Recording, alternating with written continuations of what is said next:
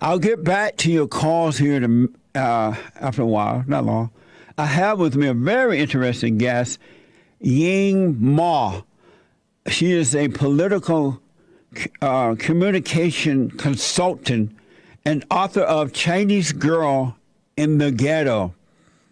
And I wanted to talk to her about the Stop Asian American Pacific Islander Hate movement. And it seemed to be ignored. I mean, it seemed to be ignorant of black crime. Yang, thank you so much for coming on. I appreciate it. Thank you, Jesse. Thank you for having me. Yes, it's a joy to have you on. Explain to the people the Asian American Pacific. The Stop Asian American Pacific. What is that about?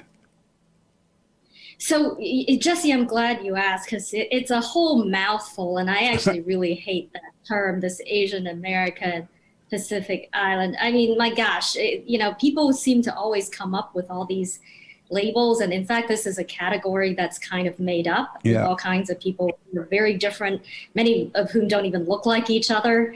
But to get to so I hate that term, this AAPI thing. You will never hear me refer to myself as an AAPI person. However, I think at the root of this so-called movement, there are very legitimate concerns, which is that we've seen a lot of very horrific attacks on Asian Americans in this country. I think the term Asian Americans is sufficient, or we could refer to them as as Asians of American descent. That's a lot better than that whole mouthful API, right? I think at the heart of the Stop Asian Hate movement is that we've seen a lot of racist attacks or otherwise violent attacks against Asian Americans, and many people believe that this has been caused by the pandemic, and others believe that it's a perpetuation or a continuation of discrimination against Asians that have gone on for quite some time. Nevertheless, I think at the heart of it is that there is a serious interest, a serious concern about trying to stop all these horrific attacks on Asian Americans. You are calling for an uncomfortable but honest national conversation about the prevalence of the black crime. Because what I have noticed and what really, really made me interested in you a whole lot is I saw you on Tucker Carlson, I guess sometime this week or last week, and you were telling the truth about the situation. And I noticed that the media, especially liberal media, when they show Asians being attacked, this crime that's is put up on the Asians, they always call it white supremacists. But when you're looking at the story, you see that it's black people who are doing it, but they won't say it's black people who are doing it. In your view, why is it that they won't say it's being committed mostly by black people?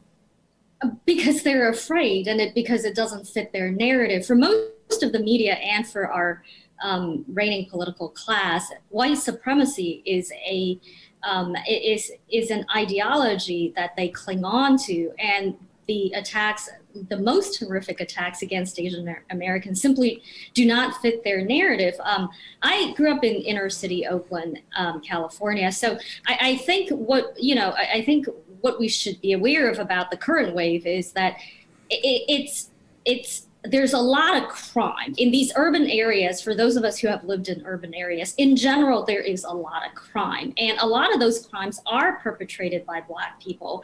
And a lot of the victims are Black people. Yeah. Now, when Asian people live in those neighborhoods, it's inevitable that the crimes will be perpetrated against them as well. I think that's part of it. But another part of it is that what we've seen, some of the most horrific attacks we've seen against Asian Americans on video in recent months is that a lot of these attacks are unprovoked. They are also oftentimes perpetrated on really vulnerable victims. For instance, elderly men and women in walkers, in wheelchairs, and more often than not, the perpetrators are not white. I don't believe like very rarely do you see a white perpetrator in these horrific violent attacks. Right. Yep. And so the media cannot bring themselves to acknowledge these crimes in an honest way. And so they keep going back to this, systemic racism type of rhetoric, and they keep going back to white supremacy because that's what they know and that's what they're comfortable with. I lived in South Central Los Angeles for a while when I first moved here from Alabama. And it was known at that time that Asian people, businessmen and women who had businesses in South Central, and that the blacks were robbing their stores. They were literally just walk into the store and take stuff and walk out. That they would rob the Asians along the highway and things like that. It was known. And at that time, it was talked about. It was other black people were against it, and the decent blacks were against it, and they would speak out against it. But now, majority of blacks, including the preachers and politicians and others, they won't mention it at all. People like Obama and Michelle Obama and all these. Kamala, right? Kamala, right? She's part Asian, for crying out loud. Why do you think they are black? The black politicians and all, they won't say anything about it. And I know they are not afraid of the blacks. Why don't they say something, you think? So, when I was on Tucker last week, I actually called on black leaders to show some leadership and to denounce black on Asian violence. And in fact, I specifically called on President Obama because, for crying out loud, he grew up in Asia. He grew up in Indonesia. And in my previous public interviews, I've also called on Vice President Kamala Harris, who's, biracial. She's our first black and Asian vice president, and I've called on her to denounce black on Asian violence as well. Now, I'm not exactly holding my breath. I think for some of these leaders, they are so wedded to this, this ideology of systemic racism. And in that narrative, the only people who can be racist and the only people who can truly attack or discriminate against non-whites are white people. And they don't know what to do when minorities inflict harm or hate on each other. It's very uncomfortable because their narrative does not provide for that. Obviously, their narrative is dishonest and hypocritical, but they don't see it that way. Now, I hold out some hope for President Obama because he's no longer in office. He's not going to run for anything anymore. And I do remember the time when he was exhorting black fathers to stay home rather than abandon their children, and when he talked about this widespread phenomenon of black households missing their, a father. I think he caught quite a bit of controversy for that back then, and if he was willing to do that, I hold out some hope that he might be willing to speak the truth about crimes against Asian people as well. Well, I hope that would happen, but I doubt it. Because I know I noticed that the so-called black leadership, that includes many of the black preachers, black politicians, ex-President Barack Obama and others, they seem to, and Kamala Harris and all of them, they seem to want black people out of control and committing crimes, and they use that for their own personal gain, to gain power, to gain wealth. And they see that it works for them. So because of their egos, I doubt, and I don't know, I hope so as well, if that's going to ever change. I don't think that's going to ever change. I think something else needs to happen. I'm not holding my breath. I'm not holding my breath. I hold out more hope for leaders on the local level. And in fact, ever since I appeared on Tucker last week, I've actually heard from a lot of black people, whether they be teachers or their law enforcement, and they've written to me and said to me, I completely agree with you. I've seen a lot of these violent attacks, and there's not a damn thing that is okay about it. And you're right that we need to do something. We need to put a stop to it. I've heard from a lot of ordinary citizens, ordinary, Americans who are Black and who do not approve of the horrific attacks that are going on. So I hold out a bit more hope for leaders on the local level, because they have to live with this every day, whereas our national leaders, they've got their armed guards, they've got their safe compounds, they live in very posh neighborhoods. They're not the people who live amongst those who have to deal with the crime, and ultimately, we have a crime problem that harms everybody, people of all races, and I think it harms the residents of a lot of these urban neighborhoods where law and order is not being enforced or upheld. If we're specifically talking about attacks against Asian people, then, I think that those wanton attacks, all attacks should stop, but particularly those really awful ones where an elderly person is being hammered to death for be completely unprovoked. Those are truly horrific, and those really need to stop. I noticed that with white Americans, most of the violent crimes are committed by Black people upon white people. That's been going on for years. Knockout games and robbing and raping, all kinds of things has been happening. And yet, white people, due to the fear of being called racist, are afraid to stand up for themselves as well. What would you suggest to them? Well, I think they need to stop being afraid, but I also think that there are some white people who do hold racist views against Black people. So, it's an uncomfortable issue, which is why I call for an honest and uncomfortable national conversation about this topic, because whenever I talk about Black on Asian violence, I would often hear from white people who would then throw in some racist comments about Black people and think that I might agree with them. I think some white people still hold certain very racially biased views against Black people. Meanwhile, there are all kinds of people who are well-intentioned, not racist. They just want peace and quiet. They want law and order, and they don't want violence to be perpetrated against them. And I think those people need to speak out. And I think those people need to call for an honest conversation as well. Yeah. And I think most of all, our law enforcement need to actually step up, and we need to provide law and order for ordinary citizens. Can you give me an example of white people demonstrating so-called racism or racist views about some Black?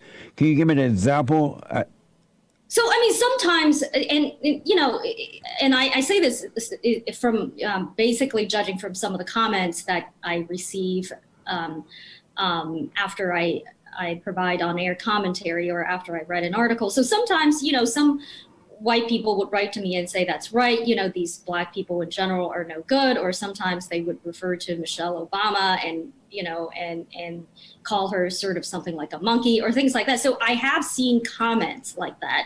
And I'm saying that that's not the majority of the people in this country, but there are some people who still hold these views. Now, what that means is that for people who are violently attacked, there's no excuse for any of that. Yeah. And I think Black crime is a topic that we need to talk about, as uncomfortable as it may be. And there is a prevalence of Black crime, and there is also a very serious problem of Black on Asian violence. Asian people need to talk about it, but I think the people who probably have the most amount of moral authority on this issue are in fact Black leaders who also agree that this issue, these kinds of attacks need to be stopped. White people, many of them, I think there are plenty of white people who have been victims of crime as well. I'm certainly not accusing, I'm certainly not saying that they're all guilty of racism. I think there are some who are, but many of them are just well-intentioned people who don't want violence to be visited upon them, and sometimes they're afraid to speak out because they're afraid of being called a racist. And I think there needs to be room for their voices to be heard too. Absolutely. My concern is white people, if they don't start speaking up, just as the Asians should speak up as well, and the blacks should be honest about this situation. My concern is if they don't start speaking up, and I love what you are saying about honest discussion about it. If they don't start speaking up, we're going to end up with a race war in our country, and I don't want that to happen. And right, absolutely. And I've noticed that white people are beginning to, they're upset that they're always accused for everything that's wrong in the country. They're called white supremacists if they decide to stand up and speak up. And the young whites, they're beginning to get angry about it. And we need to do something to try and prevent a race war from happening in our country, because if that should happen, we're all going to lose our freedom. The government will put us on lockdown. Yeah, absolutely. And in fact, one of the reasons I've called for this honest conversation about Black crime and Black on Asian violence, and particularly a conversation with Black role models and leaders, is because you don't want to urge Asian people to go out and start becoming vigilantes. Right. Because there is a lot of anger in the community right now. And I've been reminded repeatedly in recent months of the rooftop Koreans in the LA King, in the Rodney King riots in LA. I remember that. And those Koreans, took up arms and defended themselves.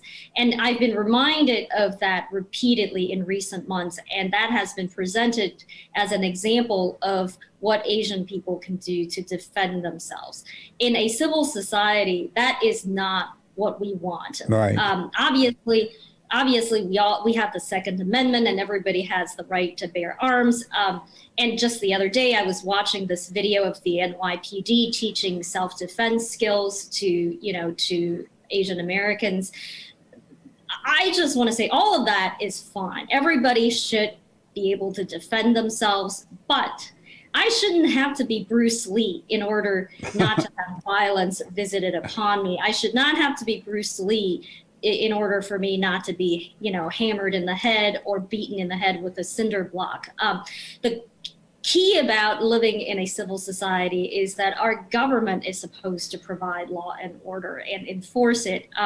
And so, what we don't want is we don't want a situation, and as you may have heard, there are a lot more Asian Americans who are buying guns these days. Yes. Protect themselves.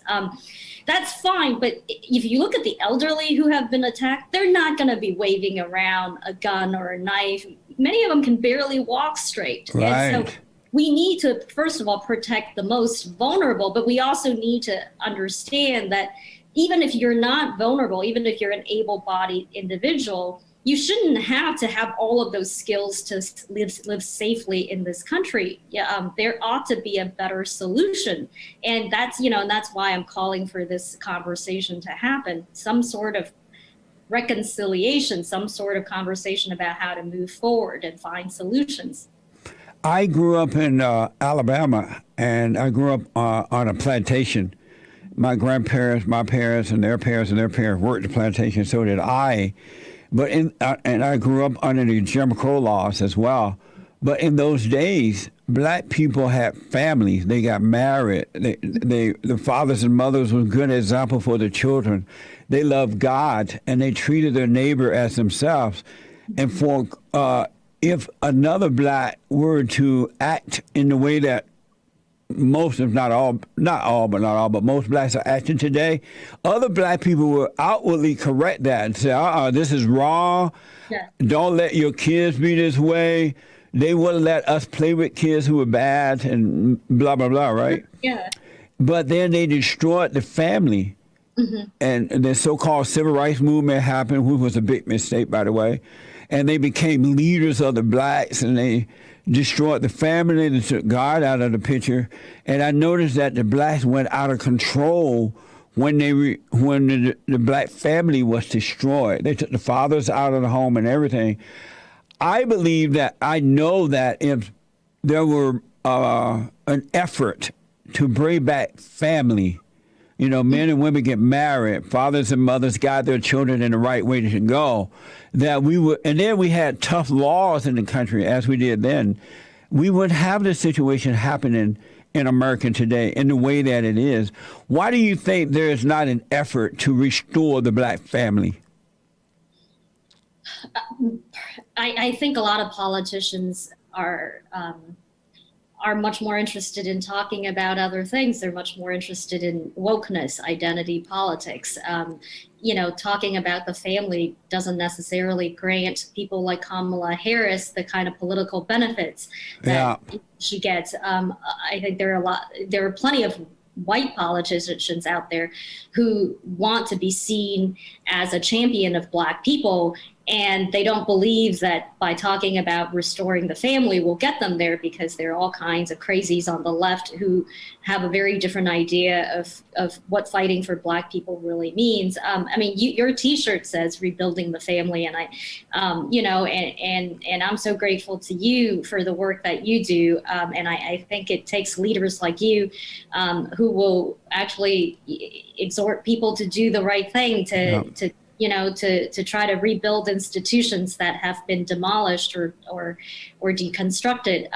All of that, I think it's just that I think there are far too many people who see some sort of political benefit to arguing for or advocating for identity politics. And then there are far too many people who are afraid, and they have good reasons to be afraid, because if you pipe up, if you speak honestly, the social ostracization is pretty harsh, but that's the least of your problem. Yes.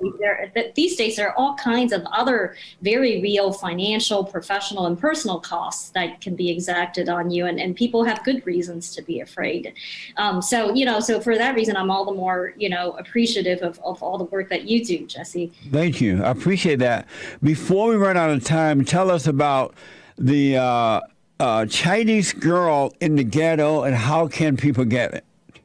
So Chinese Girl in the Ghetto is my memoir about my family's journey from communist China to inner city Oakland, California. And in there, I actually describe some of the attacks that I've seen as I was growing up in the inner city. And readers will notice that many of those attacks actually are very similar to what we see today. Back then, we didn't have smartphones, so we didn't see these attacks on camera nearly as much. But the book is about a journey through freedom, a love affair with freedom. It's about how people can prevail in America despite the most trying circumstances, and people can either get it on Amazon or Apple iBooks, or if they want more information, they can just go to my website, yingma.org, yingma.org.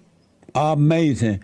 Yingma, it is amazing talking to you, meeting you. It was an amazing interview on Tucker, so as it is today. If I could be of any help at all, you let me know. We got to get an honest dialogue going, and we need to do it. It needs to happen before it's too late. I don't want a race war in America. This is a great country. We got to fight it. I've always said our battle is a battle between good and evil. And we got to defeat evil before it's too late. Thank you so much for coming on and what you're doing. Thank you very much. It's been an honor. Thank you so much. Amazing. Check it out, folks. The Chinese Girl in the Ghetto, Yingma. Amazing. And don't forget to like, follow, tweet, subscribe, and share the Jesse Lee Peterson radio show, folks. We really appreciate it. We are at war. It is a spiritual battle for the soul of America, and it's going to take all of us to do it.